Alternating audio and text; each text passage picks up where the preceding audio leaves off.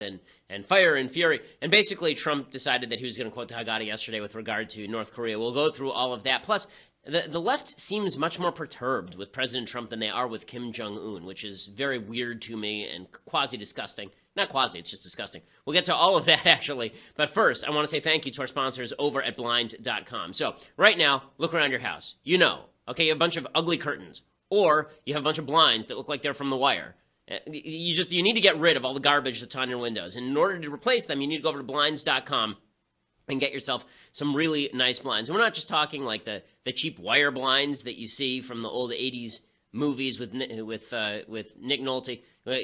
We're talking about like actual blinds that look nice on your windows. And that's what Blinds.com does. They make it really easy for you. If you're not sure what you want or even where to start, at Blinds.com, you get a free online design consultation. You send them pictures of your house. They send back custom recommendations from a professional for what will work with your color scheme, furniture, and specific rooms. I know that I find this particularly handy because I suck at this kind of stuff. I'm great at everything else, but this is the one thing in the universe I'm awful at. And that's why Blinds.com comes in super handy. They'll even send you free samples to make sure that everything looks as good in person as it does online. Every order gets free shipping, and this is the best part. If you mismeasure or you do it wrong, they will fix it. They'll remake your blinds for free. So you're the one who's an idiot, and Blinds.com makes it right anyway. They make it really easy for you. There is no excuse for having that ugly garbage on your windows. For a limited time, you get 20% off everything at Blinds.com when you use promo code Ben. Again, that's Blinds.com, promo code Ben.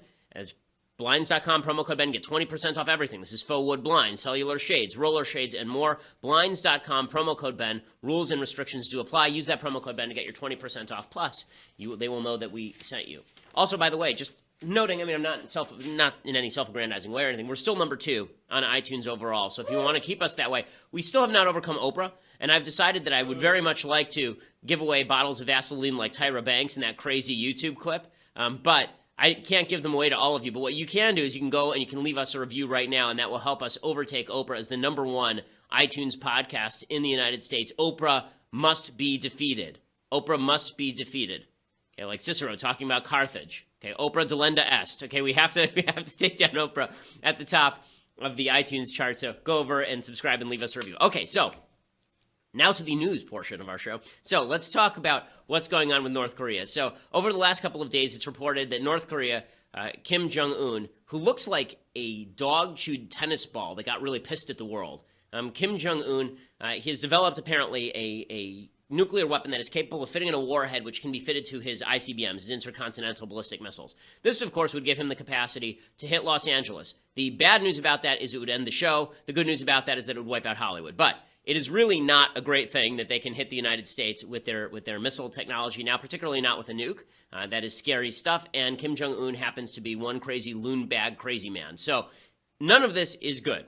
Now, President Trump did something really good over the weekend. He got through the UN Security Council a 15-0 resolution to place new sanctions on North Korea. That's a good thing. Even China and Russia voted for it. He's also talking about taking economic measures against China in an attempt to press them to stop their material support for the Kim Jong-un regime. This seems like a positive move. We're stuck sort of between a rock and a hard place, to be completely honest. I don't have any easy answers on North Korea because I'm not privy to the military plans. I can tell you what the general situation is. Okay, North Korea has 20,000 pieces of ordnance that are pointed at Seoul. Seoul is a city of millions of people. You could easily see a situation in which the United States launches a military strike on Pyongyang, and Kim Jong-un basically pulls a string, and suddenly Seoul, 200,000 people are dead in the middle of the capital of South Korea. I mean, it's that close. So that obviously is weighing heavily on the minds of the people in national security positions. You know, you sort of hope that they have better plans than that. You sort of hope that they have the capacity to take out all of that ordnance as part of a first strike, that if we were going to take out this regime, that we would take out all that ordnance at the same time so that South Korea could live and be well. We've also worked on the installation of the THAAD missile defense system in South Korea. You recall that President Trump idiotically early in his administration said we should withdraw funding for that. We absolutely should not and have not. So that means that THAAD is continued to develop, which is a necessary thing. So the North Koreans developed this new weapon. They are now talking about having a long-range missile. Once they have that, it makes it very difficult for the United States to take a preemptive strike, because what happens if, as in their death throes, the North Koreans fire off their ICBM with the nuke attached to the top of it at Los Angeles? Right? That's the problem with them having a nuke. Another reason why the Iranian deal is so stupid, because the last thing you want is the Iranians to have the capacity to deter any military action by the United States if we feel the necessity to take some. But Trump comes out yesterday, he's asked about this, and he proceeds to basically speak in actually sort of Kim Jong-un type language with regard to what we are going to do to North Korea if they continue to make threats. Here's what he had to say. North Korea best not make any more threats to the United States. They will be met with fire and fury like the world has never seen. He has been very threatening beyond a normal statement. And as I said, they will be met with fire, fury, and frankly, power, the likes of which this world has never seen before. Okay. Thank you. So everybody took that as him basically making a threat that he's going to nuke North Korea. And that's because of this phrase that he ends at ends there with. You know, he could end with, "We're going to meet them with fire and fury, an emissary of evil, and a band of demons, and we are going to unleash all the power people, all of it." Right? He could have said that, but when he says beyond anything we've ever seen, that makes it sound like he's actually going to. I mean, look at Tom Price's face here. It actually sounds like Trump wants to nuke North Korea, and a lot of people are freaked out about that because Trump is unpredictable. He doesn't know much about nuclear power. I mean, he didn't know what the nuclear triad was in the middle of the campaign, so people are freaked out about that. Now, I don't take it that seriously. I don't think Trump is talking about nuking North Korea and starting some sort of nuclear World War III with North Korea. He uses that phrase all the time, right? When he says more than anything we've ever seen before, like he says that with regard to his election victory. He's said that with regard to congressional malfeasance. He has said that with regard to Obamacare. This language of anything we've ever seen before, it's just like a throwaway line that he likes to use at the end of things. I tweeted yesterday, one of the problems with the president who speaks only in superlatives is you actually don't know when he's serious. If you constantly are saying everything is the best, everything is the grandest, like my grandfather was like this, very enthusiastic guy, my grandpa, and Papa used to say everything was the most exciting, everything was the best, everything was the most incredible. And so you never knew whether something was actually great or whether he had just gotten like a scoop of ice cream. Like you didn't know what exactly was happening. The same thing is true of Trump. He speaks constantly in superlatives. And so do you know what he's talking about? The answer is really not so much. Now, is that a huge deal? Not really. I mean, the fact is that, everybody's going nuts over this. People are saying, oh, he's going to start World War III. No, he's not going to start World War III. And the situation in North Korea is not Trump's fault. The media is already attempting to place blame at Trump's feet for the situation in North Korea. Obviously, that's not true. I'm going to go through the history of American malfeasance with regard to North Korea. Trump's been on the job for like 5 minutes, okay? This is not Donald Trump's fault in any real way. I do want to show you this meme that a pro-Trumper tweeted at me yesterday, and I just thought this was hilarious. This is from the last episode of Game of Thrones, in case you can't see it. And it is Kim Jong-un sitting there next to Jamie Lannister. Best not make any more threats to the United States.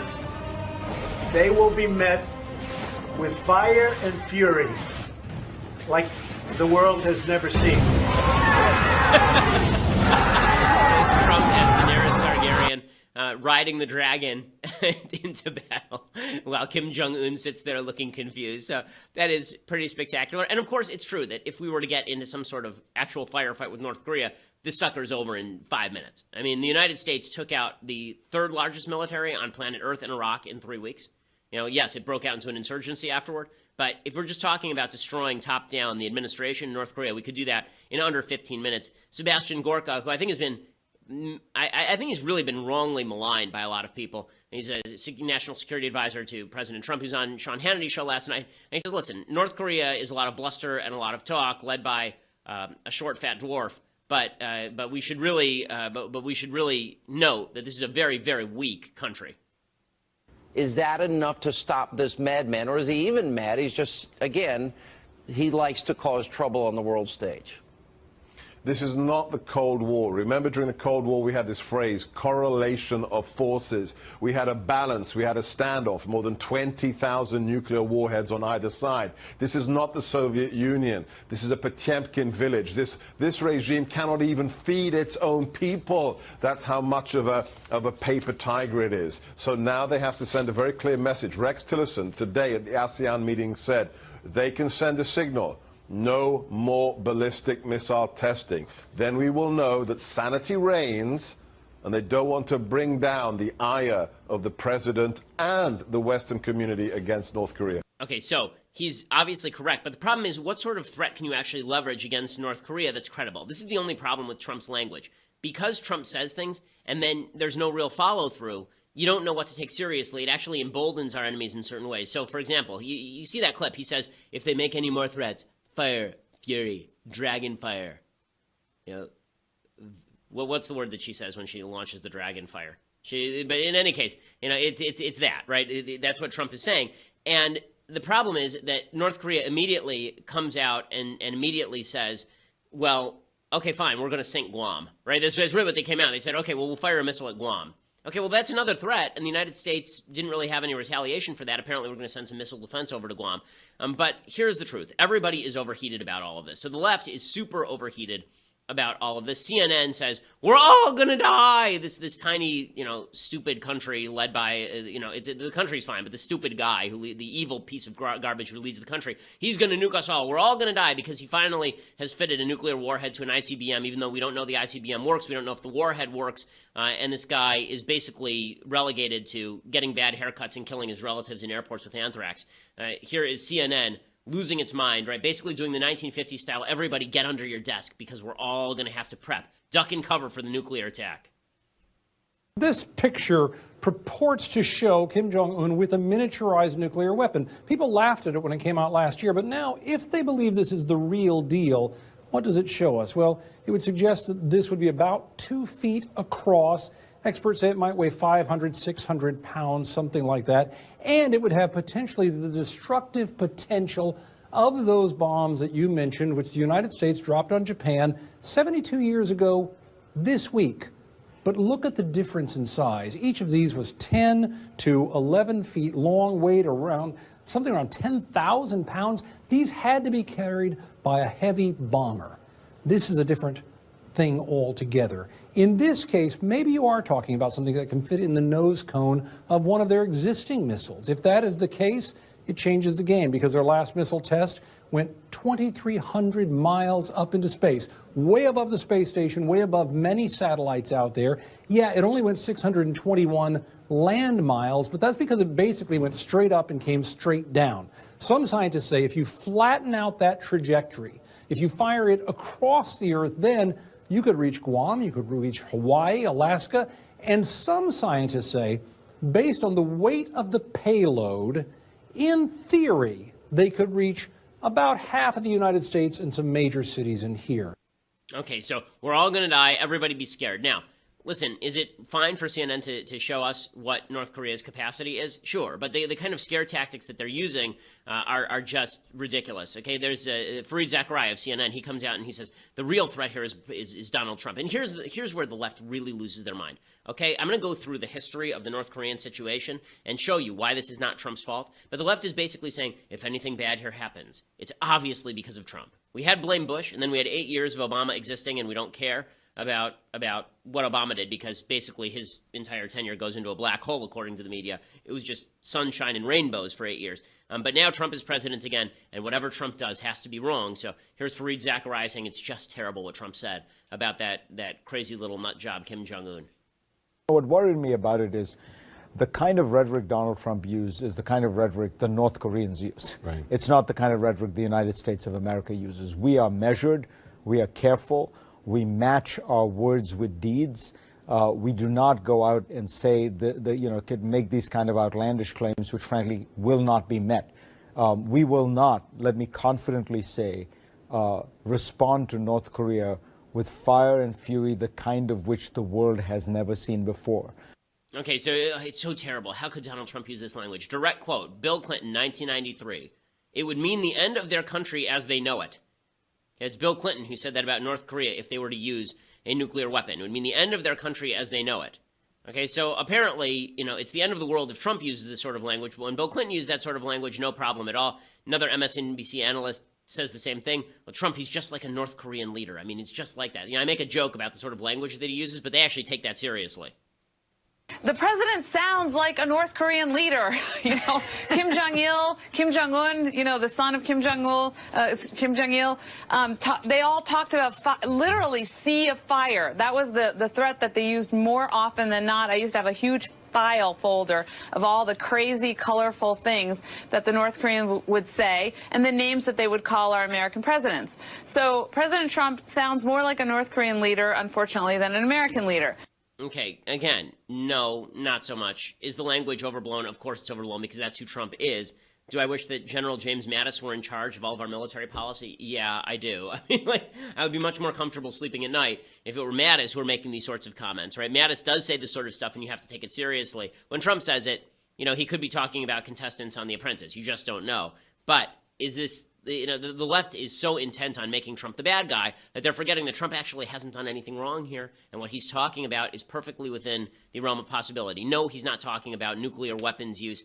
Secretary of State Rex Tillerson said that this morning. Again, this is one of the problems with Trump and Twitter is he went on Twitter and then he said, well, we've modernized our nuclear weapons, so in case we have to use them. But in reality, the White House is not seriously talking about any of that. Now, I want to get to the history of the North Korean situation in just a second. But first, I want to say thank you to our sponsors over at Blue Apron. So everyone in LA has Blue Apron. Everyone in LA is lazy. We don't like going to the grocery store. We don't know how to shop for things. We certainly don't know how to cook. But that's where Blue Apron comes in. So what Blue Apron does is they send you all of the freshest ingredients with the recipe. And it comes to your house, and you cook it yourself. It is fresh. It is home cooked. It tastes restaurant quality. I mean, they send you all of these meals, and it's under $10 per person for any delicious meal. They send you different meals every day. They don't repeat meals, so you never get bored. For us at our house, we have the same meals like every Monday. But with Blue Apron, you don't have to. The fact is that Blue Apron will switch the recipes up. I mean, listen to some of these recipes. Basil pesto chicken with summer vegetable panzanella. I don't even know what panzanella is, and it sounds amazing. Whole grain pasta and summer vegetables with heirloom tomato caprese salad. Meatball pizza with fresh mozzarella cheese and charmed tomatoes. I can't eat that because of the meat and milk, but you can if you're not Jewish, so enjoy yourself because that sounds amazing. All this sounds terrific. There's certain things in Judaism that you really, that you envy those who don't actually have to keep the law. Meat and milk sounds terrific together, but we don't do that. But if you're with Blue Apron and you don't keep kosher, then it's all you, man, because it's going to be amazing. Everybody, people in the office have used Blue Apron. They love Blue Apron. Everyone in LA is using it right now. If you go to blueapron.com/Shapiro, blueapron.com/Shapiro, you get your first 3 meals free with free shipping. If you go to blueapron.com/Shapiro, you'll love how good it feels and it tastes to create incredible home-cooked meals, much less expensive than going to a restaurant, much cleaner, much better, much fresher. Blueapron.com/Shapiro, less than $10 per person per meal. And right now, you get your first 3 meals free with free shipping at blueapron.com/Shapiro. Blue Apron is a better way to cook. Blueapron.com/Shapiro, and that lets them know that we sent you as well. Okay, so, and just a final note on the left losing its mind over Trump.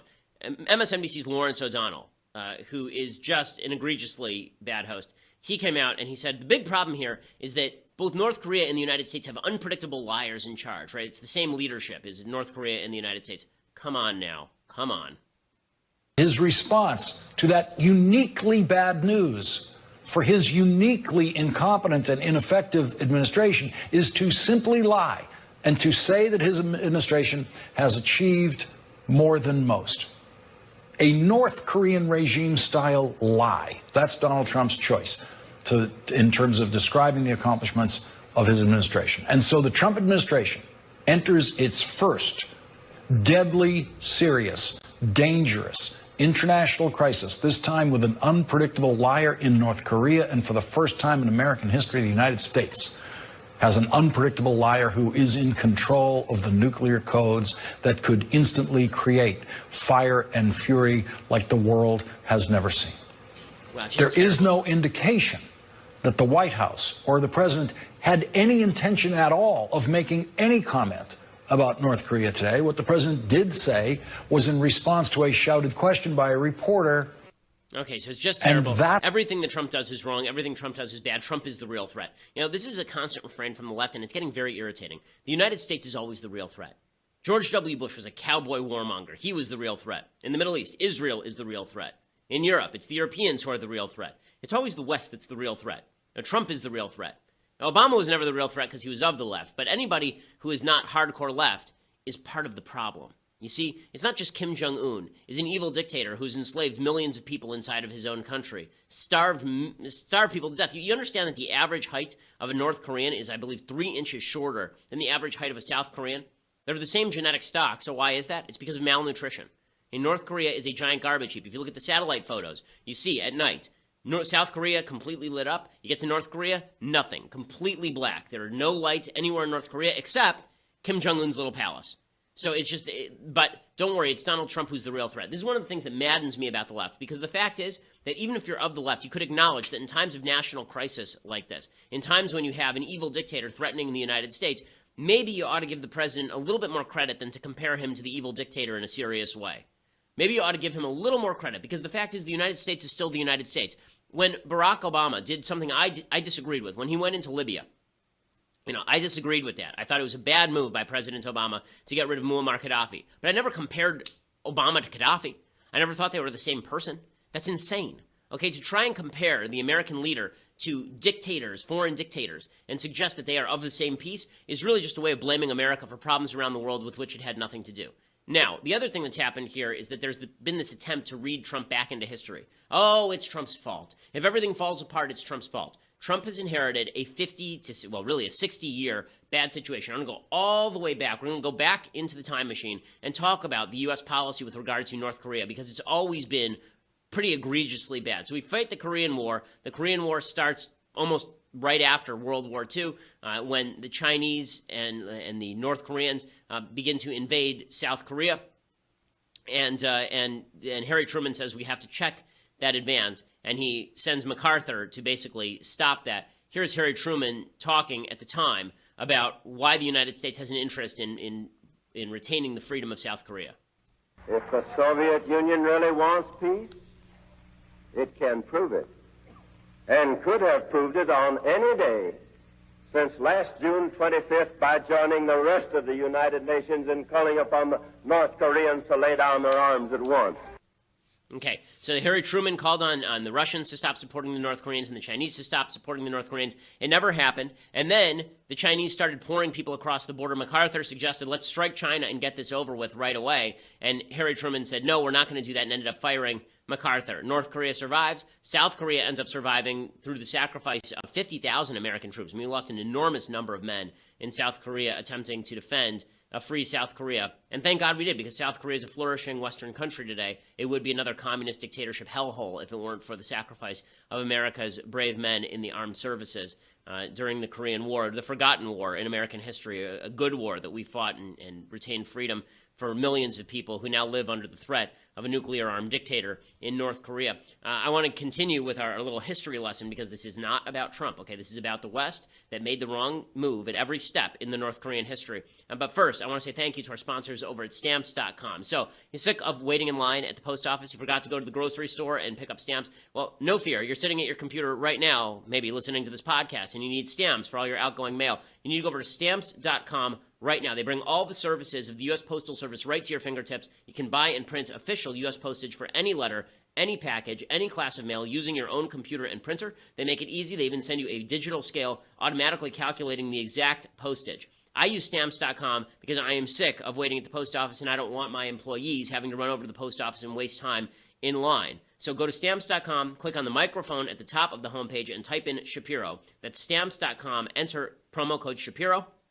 And right now, you will get a 4-week trial plus postage and a digital scale without any long-term commitment. Go to Stamps.com, click on the microphone at the top of the page, type in Shapiro, and that will get you that free week trial plus postage plus digital scale, no long-term commitment. Again, that's Stamps.com, promo code Shapiro. Never go to the post office again. Use that promo code Shapiro so that they know that we sent you as well. Okay, so Harry Truman were involved in the Korean War. By the end of the Korean War, which ends July 27, 1953, when there's an armistice signed, that creates the Korean Demilitarized Zone, which separates North Korea from South Korea. The conflict was never actually declared a war. It was always considered a police action, and it was supposedly to uphold the ability of the international community to control North Korea. Well, so much for that. Okay, Eisenhower, who's the guy who signed the armistice, here's his explanation of why the United States was involved in the Korean War. When the enemy struck on that June day of 1950, what did America do? It did what it always has done in all its times of peril. It appealed to the heroism of its youth. This appeal was utterly right and utterly inescapable. It was inescapable not only because this was the only way to defend the idea of collective freedom against savage aggression. That appeal was inescapable because there was now, in the plight into which we had stumbled, no other way to save honor and self-respect. The answer to that appeal has been what any American knew it would be. It has been sheer valor. Valor on all the Korean mountainsides that, each day, bear fresh scars of new graves. Okay, so the fact is that the United States intervention is what allowed South Korea to exist, but the reality of Truman's unwillingness to listen to MacArthur's plans to cross the Yalu River and actually strike at the Chinese led both to the continuation of a Chinese regime which continues to oppress 1 billion people today, but also the continuation of the North Korean regime. Okay, fast forward. So now we go forward to the Clinton administration. So we've had Kim Il-sung, who is the head of the Kim family in North Korea, and he's been succeeded by Kim Jong-il, who is the father of the current Kim Jong-un. Kim Jong-il was the one who gets made fun of in Team America, if you recall. And he is developing nuclear weapons, and he's developing long-range missile capabilities. And Bill Clinton is so concerned about this in 1993 that one of the options that is presented to him is a deal where he would actually put 10,000 more American troops into South Korea. We would move battle carriers into the region. We'd start evacuating American citizens from that region in preparation, possibly, for a strike against North Korea. And that's when Jimmy Carter goes on CNN, without permission of the Clinton administration, goes on CNN, and he announces on CNN that he's come to an agreement. So Jimmy Carter goes freelancing and creates this framework for an agreement. And then Bill Clinton goes on TV and takes credit for this garbage framework. This is 1994, President Bill Clinton making concessions to an evil terrorist regime. Before I take your questions, I'd like to say just a word about the framework with North Korea that Ambassador Gallucci signed this morning. This is a good deal for the United States. North Korea will freeze and then dismantle its nuclear program. South Korea and our other allies will be better protected. The entire world will be safer as we slow the spread of nuclear weapons. South Korea, with support from Japan and other nations, will bear most of the cost of providing North Korea with fuel to make up for the nuclear energy it is losing. And they will pay for an alternative power system for North Korea that will allow them to produce electricity while making it much harder for them to produce nuclear weapons. The United States and international inspectors will carefully monitor North Korea to make sure it keeps its commitments. Only as it does so will North Korea fully join the community of nations. So none of this crap happened.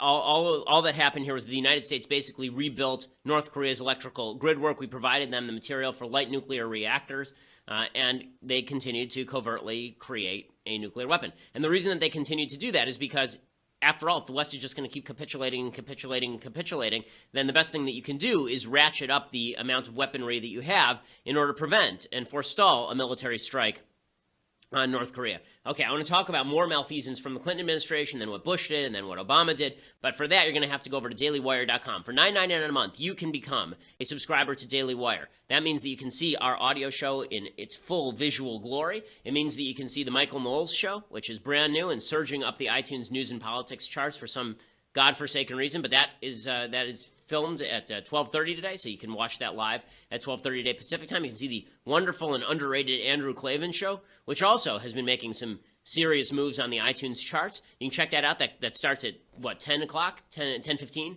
here at Daily Wire. You can see all of these things live by subscribing for $9.99 a month, and you can be part of the mailbag on all 3 shows, which is a pretty awesome deal. Plus, you get to see our wonderful, beautiful, glorious website ad-free. Now, if you want to get the annual subscription, then you can get this magnificent leftist tears hot or cold tumbler. It is filled with the fire and the fury and, frankly, the power. It's incredible. And you will get this for free when you get an annual subscription for just $99 a year. So go over and check it out. Plus, as I said before, we are currently ranked number 2 at iTunes, as we have been all week long, thanks to you, our wonderful listenership. If you go over and you haven't done it yet, subscribe, leave a review. That helps us defeat Oprah, and we must defeat Oprah. Oprah must be defeated. She's currently number 1 on iTunes. That must end. Her reign of terror must end, and we must bring the fire and the fury to iTunes. So go over there, subscribe, and leave us a review. We always appreciate it. We are the largest conservative podcast in the nation.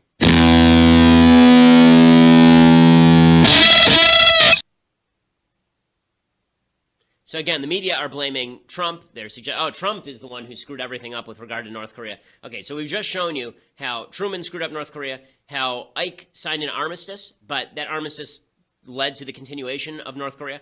We've shown you how Bill Clinton screwed up North Korea, and then he screws it up further. So this is really funny. It's funny how the media twists these things. I was watching a documentary, I think it was done by the New York Times, about North Korea and the nuclear deal that Bill Clinton did.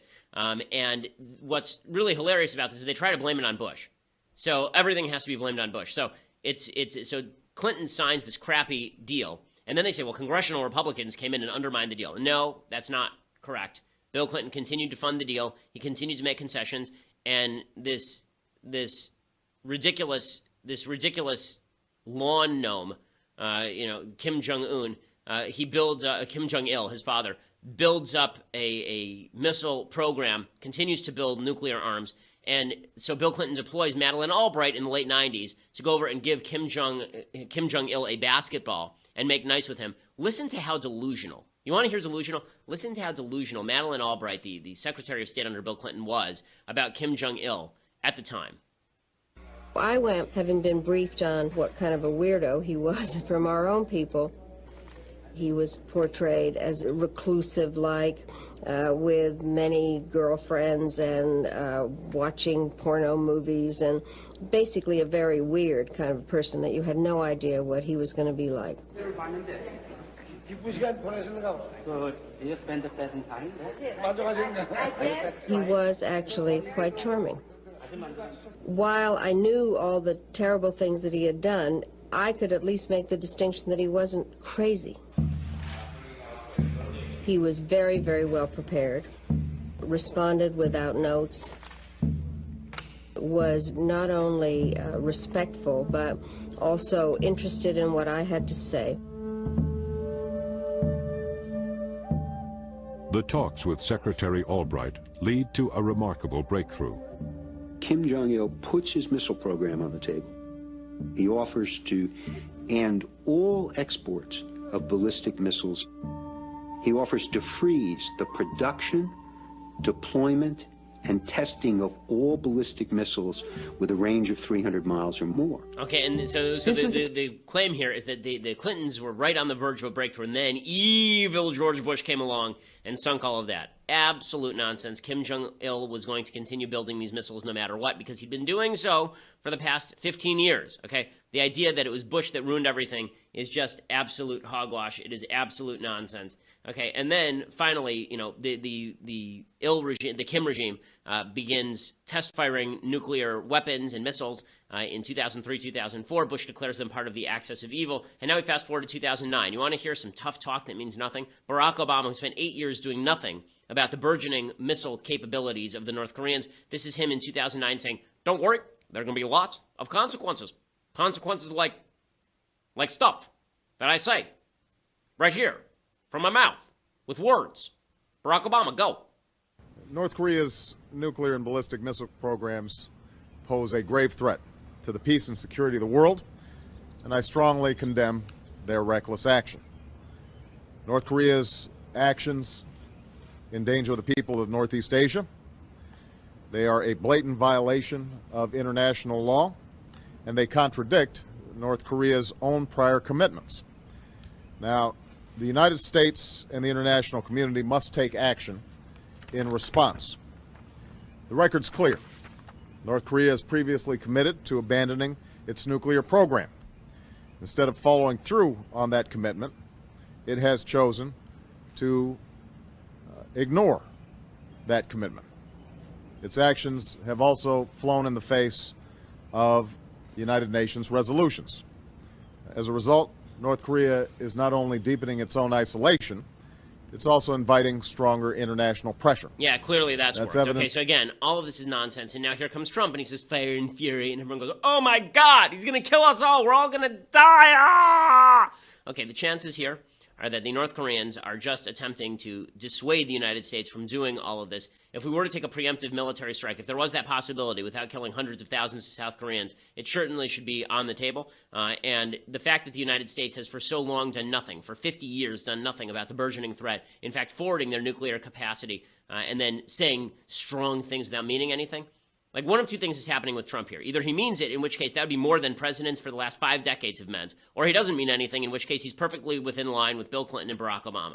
But you can't pretend that he is some sort of complete nutcase who's doing something that is random and insane, and the real threat is Donald Trump. That's a bunch of leftist claptrap. It's a piece of propaganda that is not helpful to the situation at all.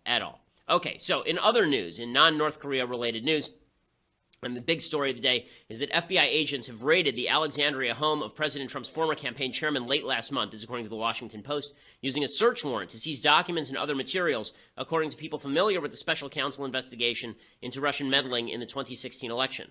Federal agents appeared at Paul Manafort's home without advance warning in the pre-dawn hours of July 26th, the day after he met voluntarily with the staff of the Senate Intelligence Committee. The search warrant was wide-ranging. FBI agents working with Special Counsel Mueller departed the home with various records. Jason Maloney, a spokesman for Manafort, confirmed the agents executed a warrant at one of the political consultants' homes and that Manafort cooperated with the search. Okay, so the reason that this is very important is because if you actually have a search warrant, that requires you to actually demonstrate to a judge probable cause. That is how you actually get a search warrant legally. That means probable cause that you think a crime has been committed. The chances are very good that Paul Manafort is going to end up on the wrong end of an indictment here. And that, in turn, is going to be a problem for Trump because he was Trump's campaign manager for 3 months in the middle of the campaign. And Trump is going to claim that he didn't know anything that Manafort was doing. We still don't know if the prosecution of Manafort would have to do with his activities during the campaign or whether it was just him doing illegal stuff outside the campaign.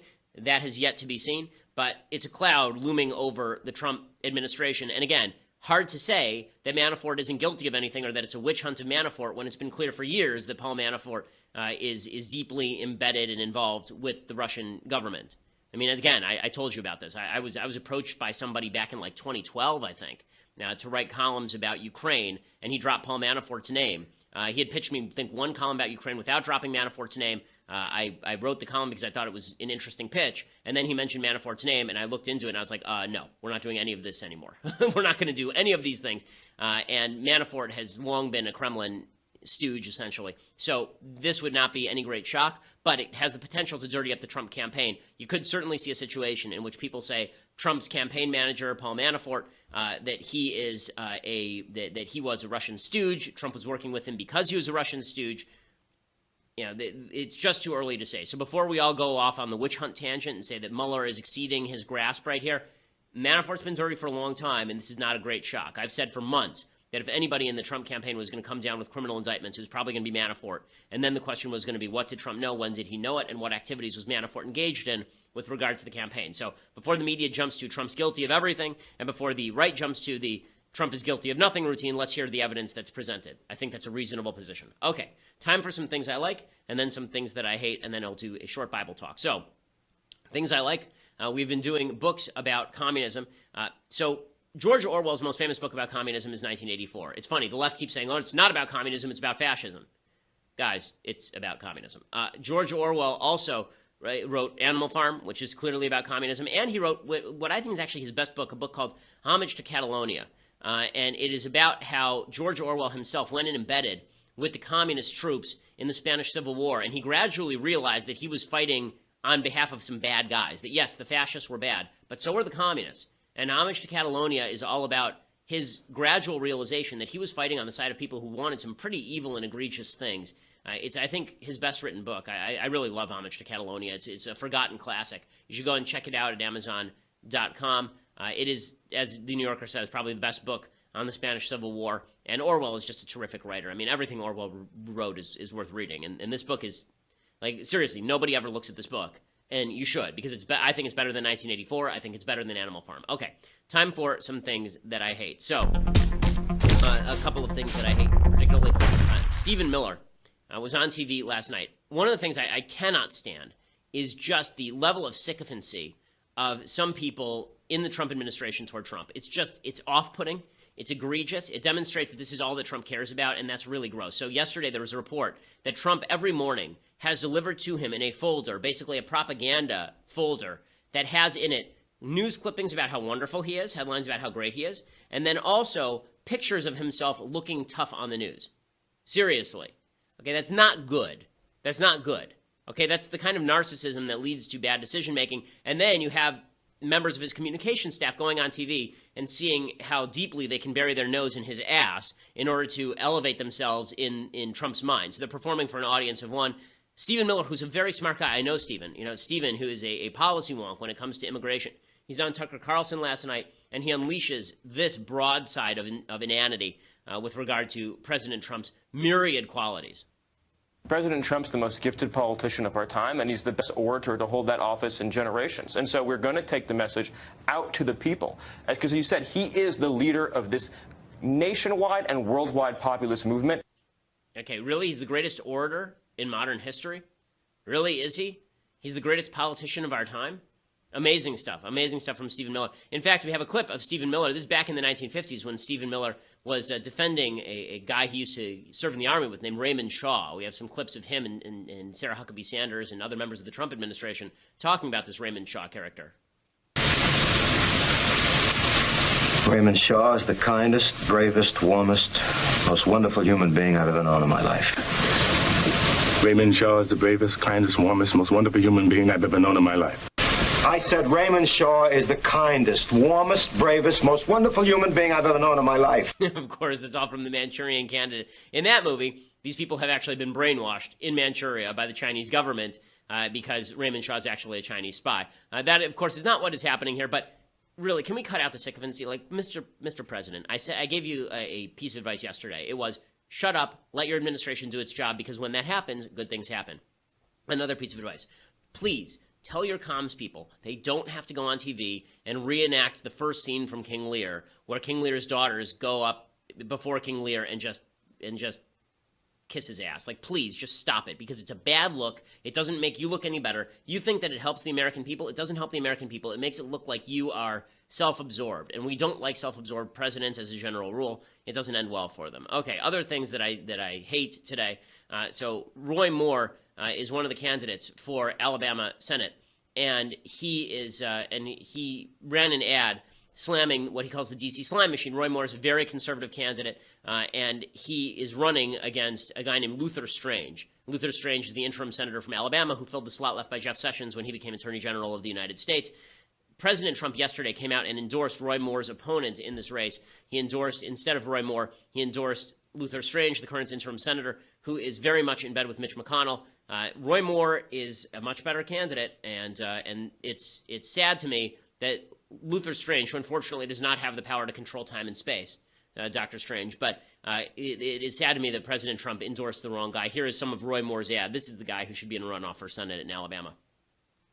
They lied about repealing Obamacare. Now Mitch McConnell's D.C. slime machine spending millions spreading lies about Roy Moore, bearing false witness. Why? We know why. We all know why. Roy Moore's honest, and Moore's his own man. Moore fears God, stands for the Constitution, fights for what is right, and believes what we believe. Drain the swamp. Send McConnell a message. Send them all a message. Roy Moore, Senate. My name's Roy Moore, and I approve this message. Okay, so Trump endorsed not Roy Moore, but Mitch McConnell's handpick, Luther Strange.